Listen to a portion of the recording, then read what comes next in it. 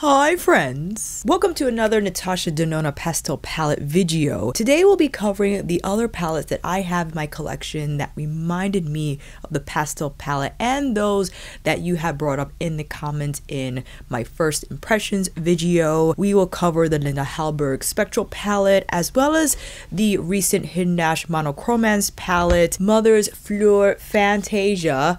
We got this little guy. I think those are all my standout pastel palettes that I have in my collection. We'll do a little hodgepodge, of course, make comparisons between all these pieces, and also touch on some thoughts that ran through my mind after I played with the palette, edited, and read some of your comments. But first, we got a Zenitsu.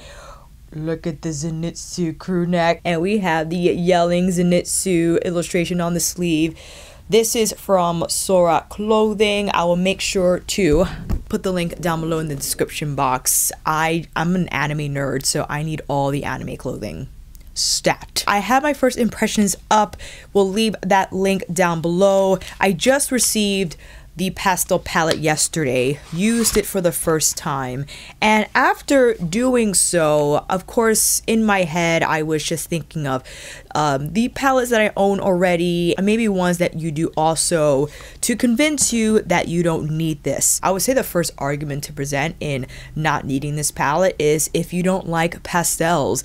This is all pastel, and the minute you apply these shades, whether solo or together, it will be very impactful and also will be determined by your skin tone. Of course, I only represent the skin tone that I'm in. So if you're on my skin tone, I think it will look quite nice. A lot of the shades, well, all of them didn't appear ashy. They stayed true to the color that is presented here in the pan, even though it's still very bright and vibrant. Springtime, Easter egg, okay. So if you want to go that route and solely stick to the shades in the palette, that's how the looks will appear. You could also mix and match. If you have other Natasha Denona palettes, maybe more muted shades, if you have Trio Chrome, Circo Loco, all those shades can be combined in a way that you can still introduce color here and there. Maybe use some of these pastel shades as accent shades on the inner corner, maybe the lower lash line, or just a pop of brightness on the center of the lid. Can definitely deliver that pastel light feel without totally committing to it from like crease to lower lash line. If you're deeper than me, this is where it can look very, very bright and maybe in a way that is not favorable to all. I think some of you have said that you found this palette be modeled on deeper skin tones to help you better decide if you should buy this palette or not. I would say Circo Loco will be the next best thing if you are deeper than me and you still want these vibrant shades. Even though they're richer here, they're going to show up maybe not so much on the pastel side, but still on the colorful side of the spectrum. I know Natasha had done like a graphic wing design on a deeper skin model, but it was just the metallic shade and not necessarily the lighter shades. I think she did apply zest on the inner corner of one model, but the exposure was very high, so I'm not sure if the light wasn't there, you could still identify some of that lime green. So there are a lot of variables in place when viewing stuff online, the lighting, not really knowing the skin tone of the model because of the makeup they're using and the lights they're under, to really tell how these colors show true to life. In deciding how these shades look true to life when applied on deeper skin tones. But I think at the end of the day, whether you're deeper than me or lighter than me, pastels definitely have a certain look, they have a certain feel, and if that's something you love, if that's like part of the color spectrum you adore, then sure, try out and buy this palette. If it's something you're not really sure of, I would wait until maybe you see more reviews, more tutorials, just to get different perspectives on it and finally decide if this is a palette that you can have in your collection, happily and delightfully use when you open it and feel inspired to do so. With all that to say, let's crack into the Spectral palette by Linda Hallberg.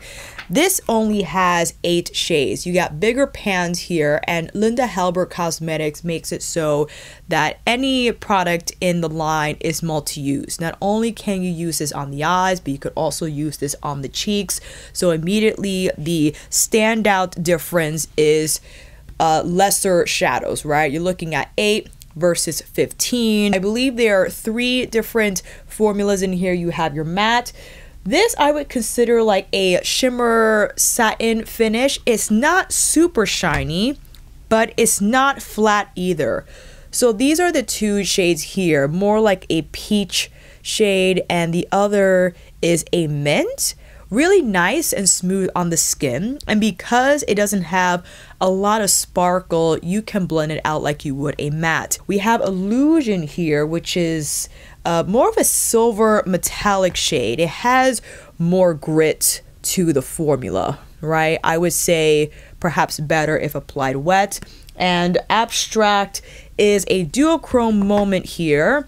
It has a light blue base with a lavender flip.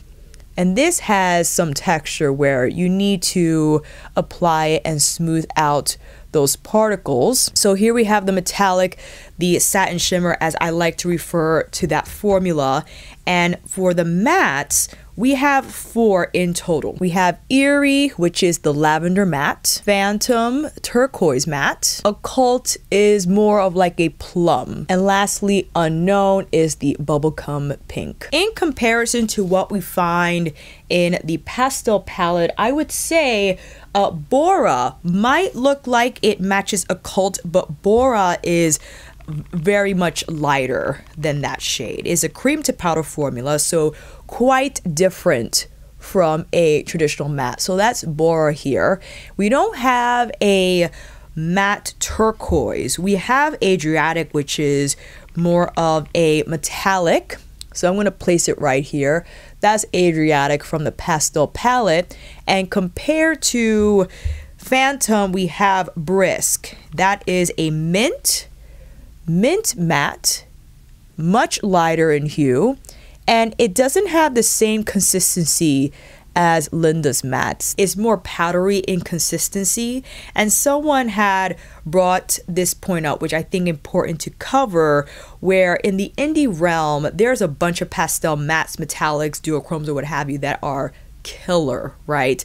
But as I said before in my first video, I think that is just one part of the beauty demographic. Not everyone is going to get down with the super pigmented pastel mattes. In fact, they will find that very intimidating to even try and blend. So Natasha, I feel, kind of targets the middle of that, where someone who likes pastels but they don't want to spend all day blending, they're not looking to create like the super avant-garde looks, but they love the pastel colors still, then that's where I feel the Natasha Denona formula has a role to play in. We have Bellini, which is the peachy matte. Compared to Dim, we have the satin shimmer. I mean, those two look lovely together, but in comparison, the last one I feel relative to Dim is Starlit. This is the duochrome metallic, which is much more coral pink in nature. Faint, which is this shimmery mint shade. I would say Mint Frost, which could also be found in Natasha's Tropic palette. This is a repeat shade. Mint has a lot more shine, and it definitely resembles an actual mint versus Dim, where there's a little more lime in that color. And then you have Abstract, which I feel represents like the light blue color story found in the pastel spectrum, right? So Bubble from the pastel palette, this is the cream to powder formula from Natasha's palette. It's not exactly a shimmer, but it has a similar color. And Airy being the true matte but light blue, you have that in the pastel palette. You could pair those nicely together, I think. For the lavender, in Natasha's palette, we went over Bora, which is here next to Occult. That's more of a medium lilac shade. This leans more lavender. Feather is the traditional powder matte. This is more of a lavender pink. Duet is a duochrome shade from the Pastel palette.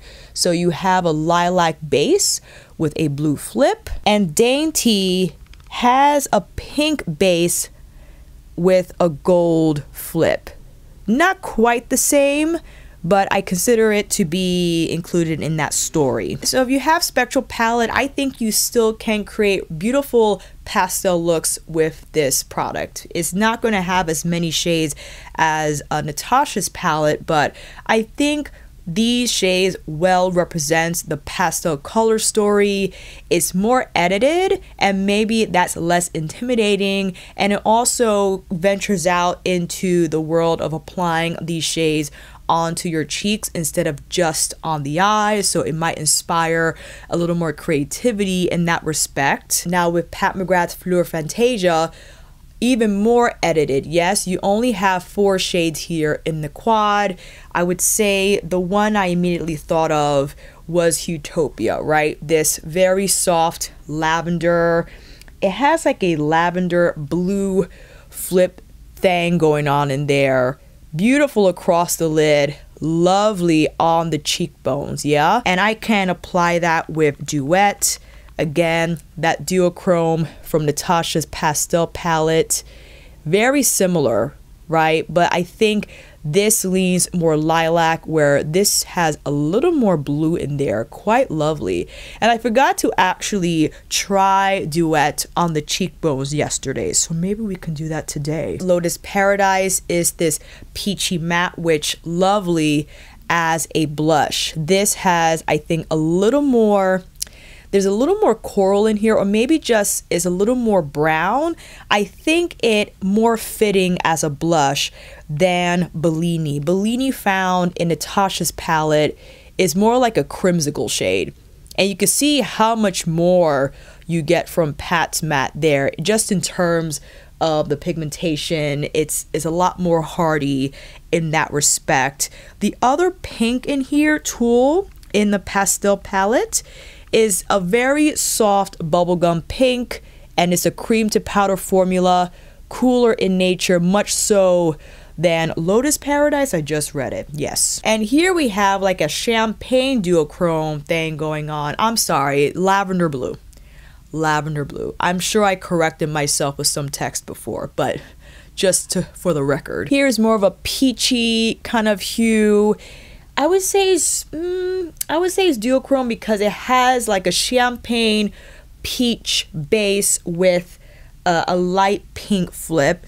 And of course, I can pair that with Illusion, the new formula found in the Pastel palette, but this has a white base and a pink flip. This is a lot warmer, again, because of the peachy champagne base. Limoncello, more citrusy, I think far different from Utopia, but I think a nice color just to compare in case. And lastly, we have Iridescent Orchid, which is this lovely shade here. It's a metallic shade, really great shine. And this, I think, is more of like a, definitely like an orchid. Lovely. And again, Duet, you can compare that with Starlet, more pinky coral. I don't think a great matchup. Dainty, pink with champagne. So this is definitely a standalone shade.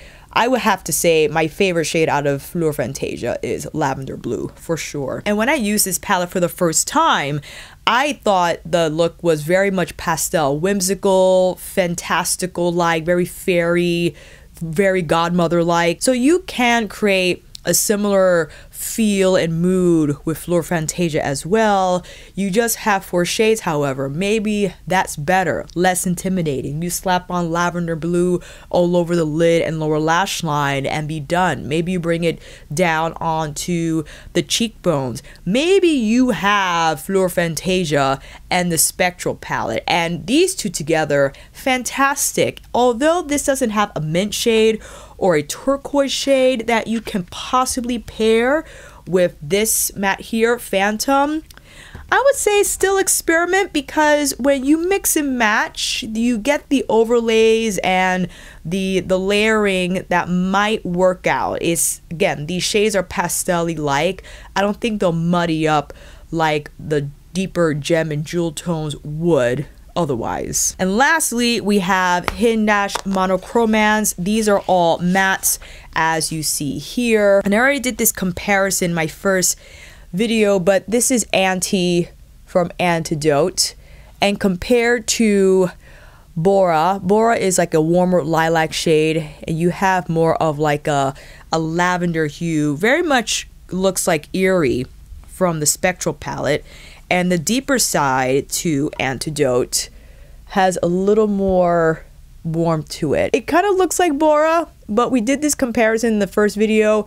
Think the deeper side of Antidote has a little more, it's like a warmer purple. Here's Forever and Inked from the HIndash palette. I would say from Natasha's palette, Airy, Bubble, those I think will just be lighter overall, whereas these shades from Monochromance, they have a little more, there's a little more depth to them, not quite pastel. So here we have Airy from the Pastel palette, Bubble also from Pastel. You can see these are more muted compared to the ones found in Natasha's palette, and I think because of that, it's going to be more pastel, more vibrant, whereas the shades found in Monochromance, even though comparatively, especially next to these shades, these look really pastel, but when you put it up against the shades found in Natasha's palette, it's like, whoa. And I think that's why maybe Monochromance is more wearable, because of the more muted nature of the shades, despite them being this mint and this like deep teal with a little bit of like green in there, especially if you choose to mix them with the neutrals found in Monochromance. That's going to lean overall, I think, more wearable to some, less intimidating in that respect. Pastel doesn't have any of those shades, and I would argue even with the purple here, even though they kind of resemble Feather and Bora, I think they're a lot more earthy, and therefore the look will just appear more grounded. All right, with all those thoughts out the way, why don't you come in a little closer? Eyes are prepped, and looking at this again, I think I want to go purple blue today. Yesterday there were some monochromatic moments and I mixed matched a lot of shades. I think I want to try to do some difference. Let's start with Bora here. I'm going to place this on the majority of my lid first to establish this region as the purple holder. And I think the best brush to use with Natasha's cream to powder formula is a dense shader where it's not thin, it has a little girth to it, so you get the best pickup from this type of a texture. But even that on its own, I think quite lovely. If you decide to get this palette and you're trying to decide what's the best route to go with easy go-to looks, maybe one shadow, the most two, and I say the second shadow being a highlight shade, right? That's like the most. Now let's go with Bubble. Let's do Bubble on the inner part of the lid, overlapping Bora a tiny bit here. You can bring it up higher if you like, just so it can come close to the brow, but the edges fade out a bit so it doesn't look so blocked out but more feathered out. And now with Airy, let's do the edges of Bora, which I wanted to bring this up because I found when blending these mattes out, they're very light. They don't have the same opaque delivery found in Linda's mattes, but I think maybe that was done on purpose, as I feel Natasha's demographic is not one who uses indie makeup, for the makeup wearer that likes to experiment with color but needs the medium to be accessible. And with indie pastel shades, if it's matte and super opaque, I don't know how that will fly, but maybe it will. Let me know down below if you don't feel comfortable with blending and you have an indie product that you're like, you know what, I'm cool with this, please let the fam know down below. So I'm just taking Bora Bora, I want to say Bora Bora, taking Bora on the lid, overlapping with the light blue. I like how that looks. That's very nice. Again, this is, we're committing. I like how airy looks on the edges of Bora. It kind of introduces another shade, but it doesn't look too out of place. I know this is something for sure. But since we're mixing and matching today, let's go into Occult. And the shade that resembles this, that exists in Natasha's collection, will be Manganese in Triochrome. Placing a little bit of Occult on the outer part of the lid to add some depth here. I think it's a nice contrast with the light blue that's, you know, what's going on near the brow. And now taking some of Lavender Blue, just a touch, washing that over the edges of Airy closer to the brow bone. Maybe that was a little much. I'm just gonna use my finger here, just fade it out a bit. You know, this is why we're here. We're experimenting, okay? On this part of the lid where Bora Bora is under Occult, I think I want to apply a little bit of Duet. But I first want to apply my Intensifies because I don't really want to do a little Duet, but I also want to apply some Astral Amethyst Moon because we got to. Oh yeah, applying the Intensifies brings out the blue flip even more. And why not? I'm pulling that over bubble that we placed on the inner part of the lid. Wow. Okay, well this is fun. Getting crazy. And now from Utopian Dream, just over everything. Just pat it over everything. That's gonna bring out more blue twinkle. It's tough to see in this light, so we gotta bust out the flashlight. Can you see that? Isn't that lovely? My goodness me. On the bottom, however, let's do, I think we can do bubble on the bottom. Although I want to apply a little bit of Brisk as well.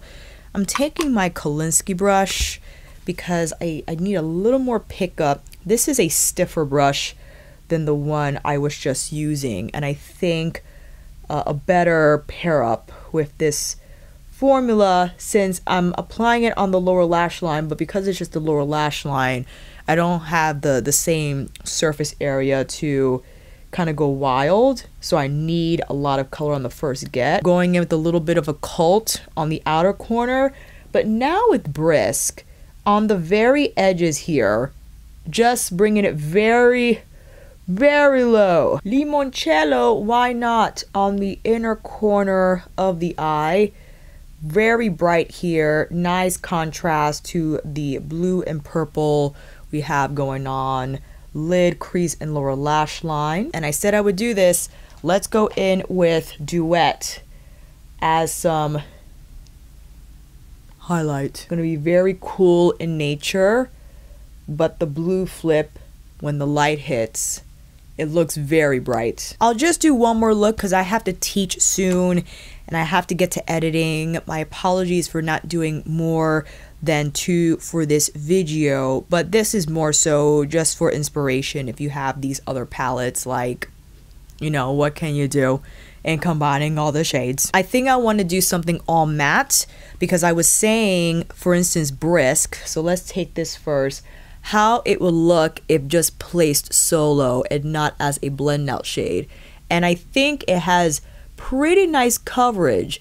Now for it to look like how it is now, you will have to pack this down. And unlike what I did yesterday, I used it to blend out the edges of Adriatic, and you didn't see this color as prominently as you did the metallic. But if you want to see Brisk on its own, then you gotta tap it on a nice primer. Now I'll take Bellini and tap that on the outer part. See how that goes. That's pretty. I'm bringing it in through the crease, but I'm tapping it on so it can have the most stick. And taking Feather on the lower lash line, this doesn't show up as much because it's like more of a pink lavender, so it's softer in nature. Now what I would probably do with this setup, I'll go into Dim from Spectral, and since we have Bellini on there, I'll then apply that on the outer part of the lid so it could have a more distinct peach look, right?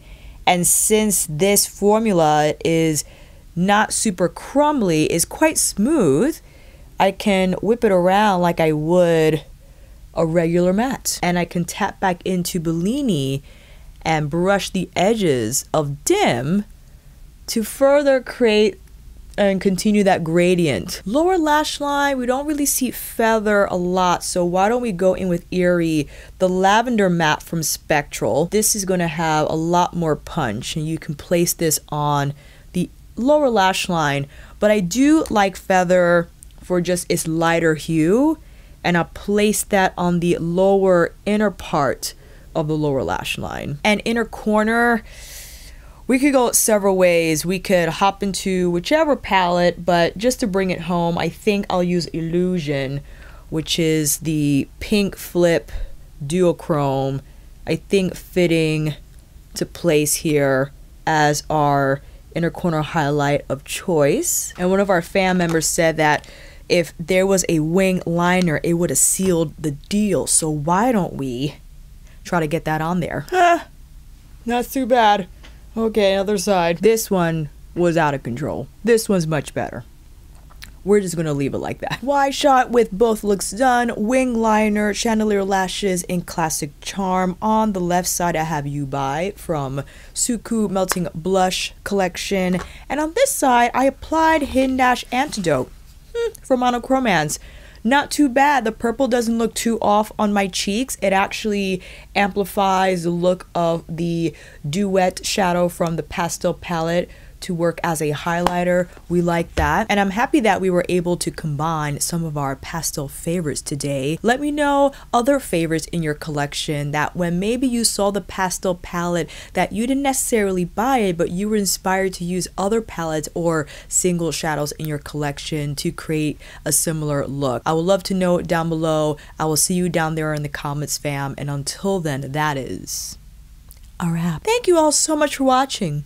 I hope this video helped. And if you like this video, please give it a thumbs up or maybe consider subscribing to my channel. And until then, I will see you on here again with another review tutorial pastel extravaganza. Get ready with me or vlog. Take care, and I will see you again soon.